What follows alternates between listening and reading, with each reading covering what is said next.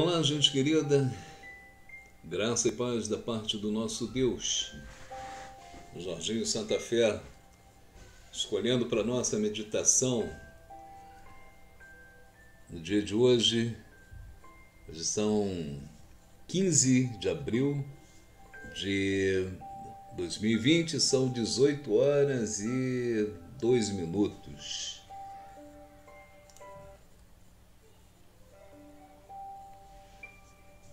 O Salmo 91 é um salmo que muitas das vezes é a Bíblia Sagrada, no qual esse salmo está inserido, no Antigo Testamento. Ele está aberto na casa de muitas pessoas, né? Como se fosse até um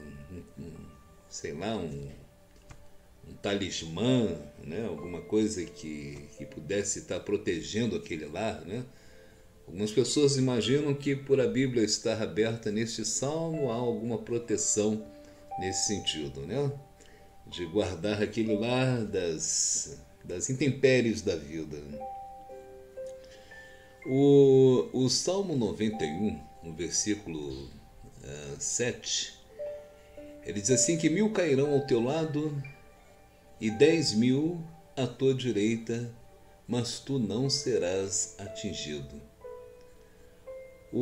Nesse mesmo salmo, no versículo 10, diz que nenhum mal te sucederá, nem praga alguma chegará à tua tenda.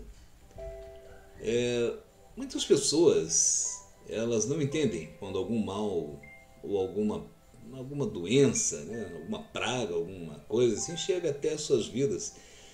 E o motivo pelo qual elas foram atingidas. Afinal, o Salmo diz: não serás atingido. Nós acabamos de ler o versículo 7. Será que Deus nem sempre nos guarda em todos os caminhos, conforme diz o versículo 11? Vamos dar uma olhadinha no contexto. De acordo com um teólogo relativamente conhecido, Luiz Saião, no seu programa Rota 66, a ideia é que qualquer que seja a origem do mal, quer seja explicável pelas as nossas conclusões de causa e efeito, ou quer seja de origem maligna, Deus é a nossa proteção garantida. Eu acredito na proteção de Deus em qualquer que seja a situação. Um outro teólogo, esse já mais até conhecido, que é o Augustus Nicodemos, ele explica que esse salmo, o termo 1000 cairão ao teu lado e 10.000 à tua direita, ele está se referindo ao cenário de guerra, quando os soldados caíam ao serem atingidos. Mas o servo de Deus se livrava da morte. Nós temos que contextualizar a época em que o Salmo também foi escrito. Alguns estudiosos também sugerem que o texto mostra a evolução de uma calamidade. Primeiro, são 1000 os derrubados e depois uma miríade, né? Que são 10.000. Mas não é tão importante a quantidade exata que está em pauta quando estudamos esse salmo. Mas é o crescimento rápido, né, do número de pessoas que são atingidas. Como que nós estamos vivendo essa pandemia, né? Isso tanto faz numa guerra, como essa nossa situação agora, por exemplo, né? Um outro detalhe interessante desse texto é quando ele diz ao teu lado e à tua direita. Traz uma ideia de que esse perigo está nos rodeando, né? Pronto para nos pegar, né? Nos acertar em cheio, praticamente colado a gente. O Nicodemos, ele diz que as promessas feitas nesse salmo, primeiramente, foram para o povo de Israel, que estava sendo tratado em particular. uma nação escolhida. Sem sombra de dúvida, concordo plenamente com ele.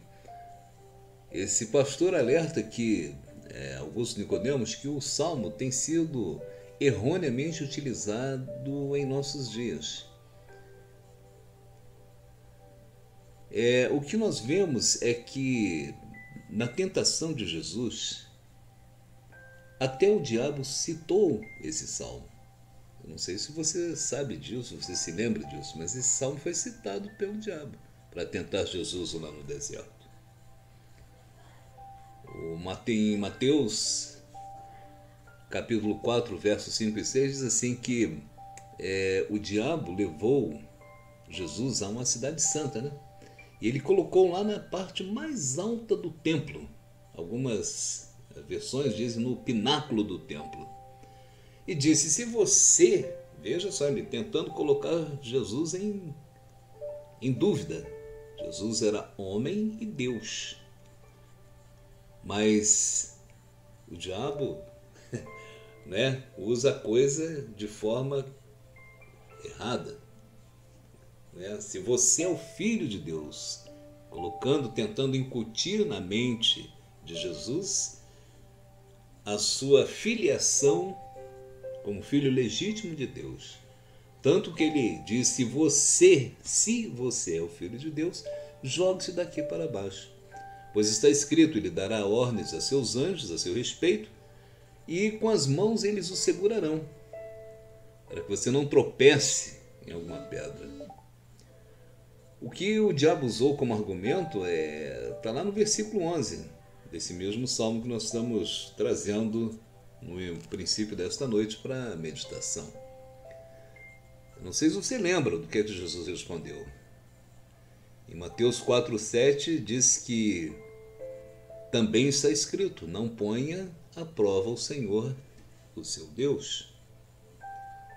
E Jesus citou também Deuteronômio 6,16. Depois você dá uma olhadinha na sua Bíblia Sagrada, lá no Antigo Testamento. Caso você ouvinte não seja um leitor da Palavra de Deus. Segundo esse pastor e teólogo Augusto Nicodemos, Jesus espiritualizou o Salmo 91, mostrando que ele não deveria ser compreendido de forma literal. Não, a verdade é que não é porque o Salmo diz você pisará o leão e a cobra, conforme está lá no versículo 13, que eu e você podemos sair por aí, literalmente pisando em leões e cobras. É claro que se fizermos tal coisa, nós vamos ser atacados e picados. Ele deve ser compreendido, o Salmo 91, ele deve ser compreendido como uma proteção espiritual, assim como a armadura de Deus, que é citada no livro, lá no Novo Testamento, chamado Efésios, no seu capítulo 6. Essa promessa, tu não serás atingido, faz parte do plano espiritual em nossas vidas. E ela é exclusiva para os justos. Mas quem são os justos? Perceba que o Salmo começa dizendo, aquele que habita no esconderijo do Altíssimo pode dizer ao Senhor. Habitar é diferente de visitar ou estar só de passagem. Ou seja, primeiro é preciso ter intimidade com Deus. É preciso nos tornarmos filhos de Deus, estarmos procurando fazer a vontade de Deus. Mas como é que eu vou descobrir qual é a vontade de Deus? É lendo e meditando na Bíblia Sagrada a sua palavra. Só tem essa maneira de eu saber se eu estou cumprindo a vontade de Deus, se eu estou tendo intimidade com Deus, somente assim. E quanto ao esconderijo, no nosso contexto, nós que somos cristãos, nós acreditamos que o esconderijo falado lá no Salmo 91 é Jesus Cristo. Quem se refugia no Filho de Deus, ele coloca a sua esperança nele, E claro que ele vai se sentir seguro. porque Jesus Cristo é Deus. Ainda que muitos neguem, ainda que muitos não queiram crer e não creiam, entendeu? Por diversas razões, sua maneira de ver a vida, já estudou outras vertentes, né? Enfim, não creem na divindade de Cristo Jesus, que é o Senhor. Ou seja, quem se refugiar em Cristo Jesus não será encontrado pelo inimigo. O Salmo diz que fala sobre tenda também. A tenda, no sentido espiritual, não é a sua casa na terra, não é nosso lar, não. Né? Nosso apartamento, nossa casa, nossa mansão, né? Onde, enfim, moramos. Mas somos nós por dentro, como templo do Espírito Santo que somos. Aqueles que já entregaram a sua vida a Jesus Cristo como Senhor e Salvador e permitem que Ele esteja no controle da sua vida, o nosso corpo é o templo do Espírito Santo, segundo a própria Bíblia, a Palavra de Deus. Então, como templo do Espírito Santo de Deus, o nosso espírito, a nossa vida, a nossa consciência transformada em Cristo, nenhum mal vai nos suceder dentro nesse contexto. O conceito de mal na Bíblia é diferente do nosso, ou como nós costumamos vê-lo. Esse mal não é uma doença, a morte ou a dor. Você pode até acreditar que é, mas não é. O grande mal desse salmo não é aquele que mata o corpo, mas é aquele que corrompe a alma, que corrompe a mente, que corrompe o caráter. O mal é aquele que mata o amor. O mal é aquele que mata a alegria. É também aquele que mata a fé e a esperança dentro dos nossos corações. Mas vamos analisar alguns termos encontrados nesse salmo. Vamos dar uma olhadinha em alguns. O laço do passarinheiro ou do caçador. Lá está falando sobre o laço do passarinheiro ou do caçador. Então, isso significa é o mesmo que a cilada do diabo, ou armadilha, citado em Efésios, capítulo 6, que nós citamos agora há pouco, para os nossos amigos ouvintes. Trata-se de uma metáfora. Aliás, este salmo ele está repleto de metáforas. A peste perniciosa. O que é a peste perniciosa? É outra expressão que nós encontramos. É uma doença. Peste é uma doença e perniciosa, lógico. Todos nós sabemos que é algo que nos faz mal, que causa danos, ou seja, é uma doença ruim. Né? Aliás, eu nunca vi nenhuma doença boa, né? Aliás, a gente só pode imaginar uma doença boa quando é para a glória de Deus, quando Deus nos cura dessa doença. Né? Seja uma doença no espírito, na alma, ou até mesmo no corpo. Então a gente vê que aquela doença, apesar daquelas circunstâncias pelas quais nós passamos de dificuldade, mas redundou em honra e glória para o nome do Senhor Jesus, quando Ele nos cura, se for da vontade dEle. Mas em via de regra, a doença é uma coisa ruim, ninguém gosta de estar doente. Né? E principalmente sabendo que às vezes aquela doença pode matar. Por isso, algumas versões, algumas traduções, quando fala dessa peste perniciosa, fala de veneno mortal. Também existe uma outra expressão neste salmo que nós podemos fazer uma análise, é do espanto noturno, ou pavor da noite. Isso significa que são perigos que não podem ser vistos. São coisas que chegam às nossas vidas de surpresa. Sabe os imprevistos da vida? Pois é, são eles. Naquela época em que foi escrito o Salmo 91, o exército inimigo poderia atacar durante a noite. Os animais selvagens também poderiam surpreender as pessoas na escuridão. Nós devemos nos lembrar que naquela época não existia lanterna, né? Não tinha lamparina, assim, a coisa era braba mesmo, né? Havia sim alguns luzeiros, né? Mas, né? Em geral, no meio lá do, né? Eles não podiam ficar tão abertamente assim para o inimigo justamente não os pegar, descobrir a localização deles, né? Então ficavam naquele breu danado.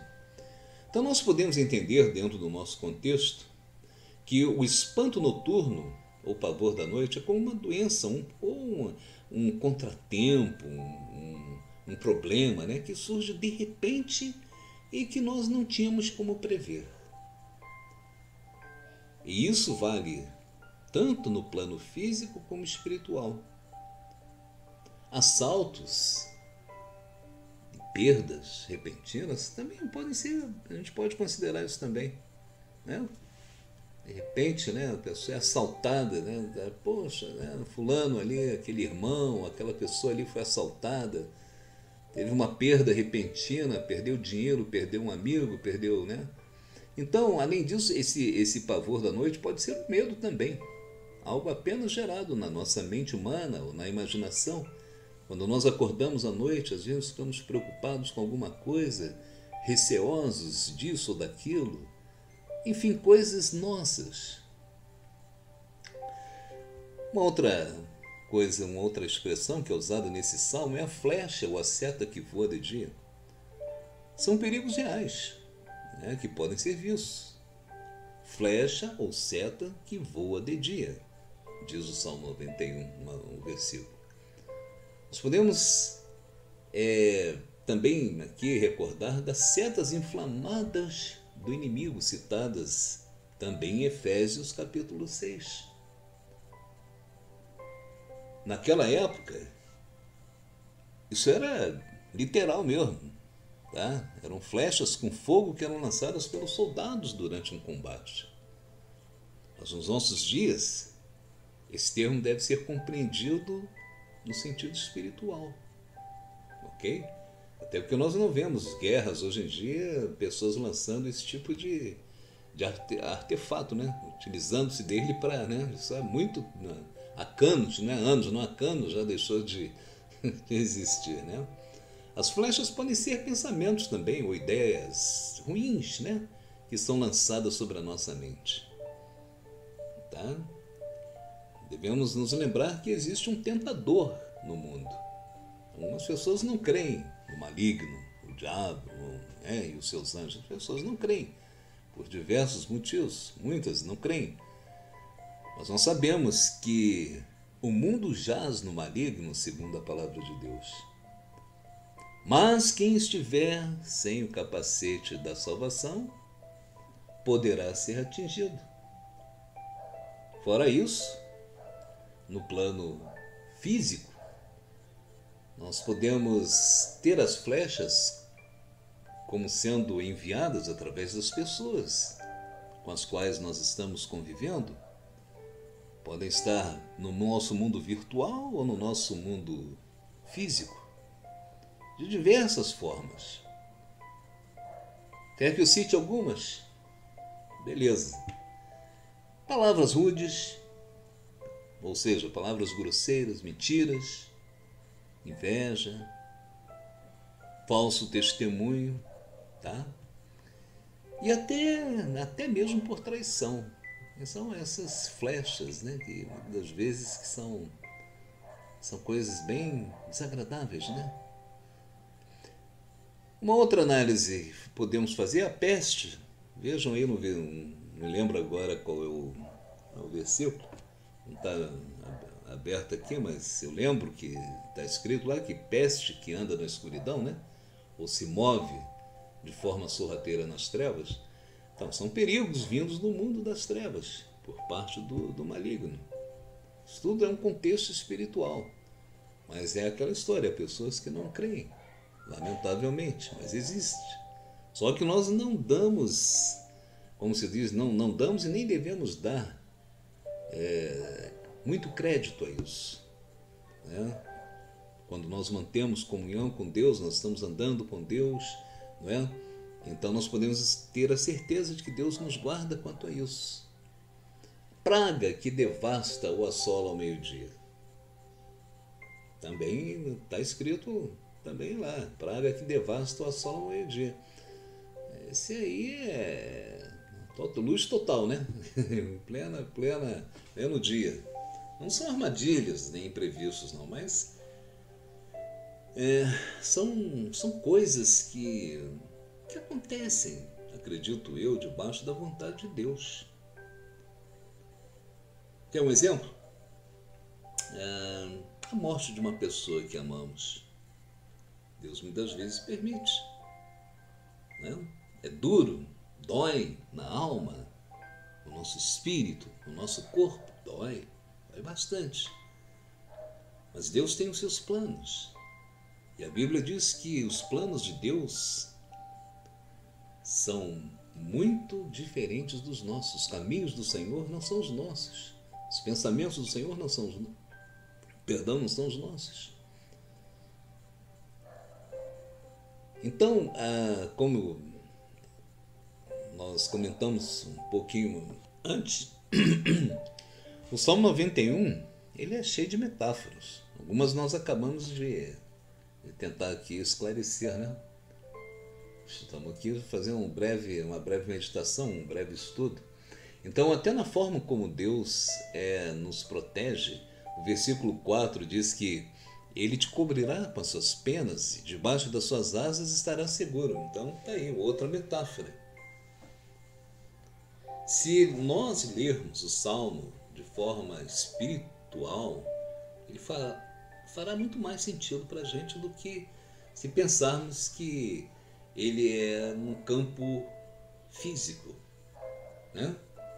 Porque se essa proteção total no mundo físico fosse real, vamos imaginar assim, nenhum dos discípulos, por exemplo, eles teriam morrido da forma como morreram e nem teriam enfrentado todas as dificuldades que enfrentaram.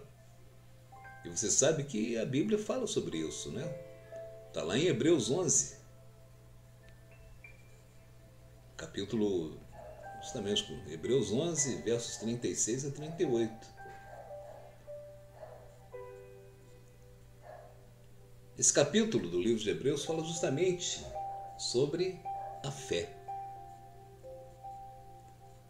Diz lá que pela fé os antigos alcançaram o testemunho.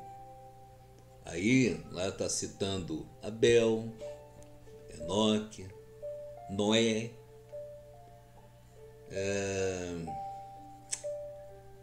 Moisés, Abraão, e a esposa dele, Sara, que ficou grávida mesmo sendo idosa. Estão lembrados? É isso. Foram pessoas que viveram os milagres de Deus e também experimentaram perigos, doenças e pragas. O povo de Israel, também é citado por ter atravessado o Mar Vermelho. Mas a Bíblia conta também sobre a humilhação e o tempo da escravidão que eles enfrentaram no Egito. O que tudo isso quer dizer, a gente trazendo para os dias atuais? Que a proteção, citada no Salmo 91, ela nem sempre deve ser entendida como um livramento total por parte do Senhor Jesus.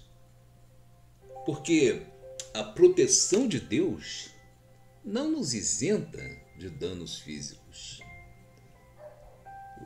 O próprio Senhor Jesus disse que no mundo passaríamos por aflições. E aqui são as aflições das mais adversas, creio eu. Mas que nós tivéssemos bom ânimo. Porque assim como ele venceu o mundo, nós também poderíamos vencer.